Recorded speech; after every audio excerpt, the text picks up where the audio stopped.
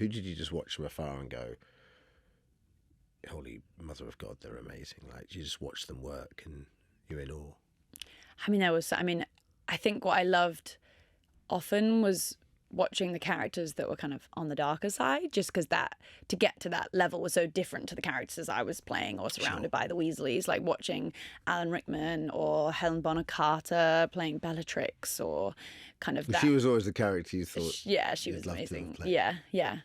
And just watching that, just being like, wow, like getting to that level of like so in their character, to the point that when I was a child, like when I was younger, I was actually genuinely quite scared of them, because they were very much, just when they walked off set, they didn't just drop that character, they held that for quite a while. So you were like, ooh. Helen, I'd love to talk to you about. Yeah. Oh, I see. No, I'll come back. And I'm like, I think you're having fun being evil. I think that everyone's like scared of you outside of set. When you finished Hallows Part 2, did you have the bug then? Were you like, this is what I want to be doing for the rest of my life? Or was there ever a point where you just thought, I might just go and do something else? Honestly, at the end of the films, I was like, I'm quite okay to be behind the camera for a while. And, being on the film sets of Harry Potter was what inspired me to then go, when I went to university, I went to film school and studied directing and writing. So I definitely would no way have probably done that if it hadn't have been the exposure to those films, and massively to, obviously we celebrate all those in front of the camera, but there were so many, hundreds and thousands of brilliant people behind the camera, in the props and costumes and sets and lights and sound and editing. I mean, just incredible. And I was so lucky that I could be curious in those 10 years to ask questions and do work experience in different departments and really learn a lot. So I was Were you doing work experience in the department? Yeah. Like, that's supposed to be on set when you were like in the art department or something. And like, where is she? She's not just... Or you have to do work experience, as a school exercise. But obviously, we didn't have time to spend a week out going to some other things. They're like, well, you can do it on the set. I'm like, okay. They're doing the local Costa coffee. No. Yeah, no, you can do it. You're doing it here in the art department of Harry Potter.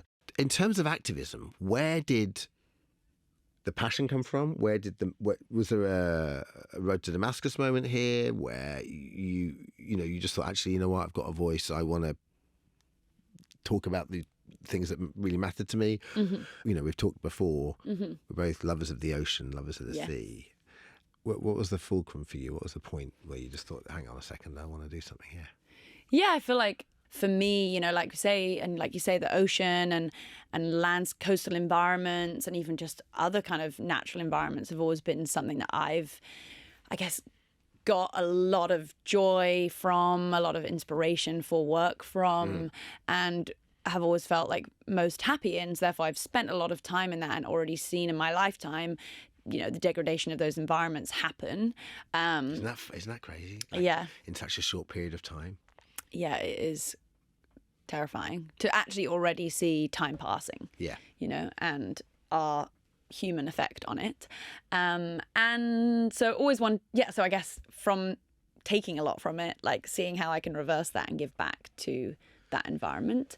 And I think similar to how, a lot of storytelling within charity or aid work has always been about giving, obviously a voice to voiceless communities, environments, or, voiceless kind of other species within nature or environment. So I've always looked at that work within the environment, within the climate movement, in terms of my relationship to it as still a storyteller, just in a, different kind of way.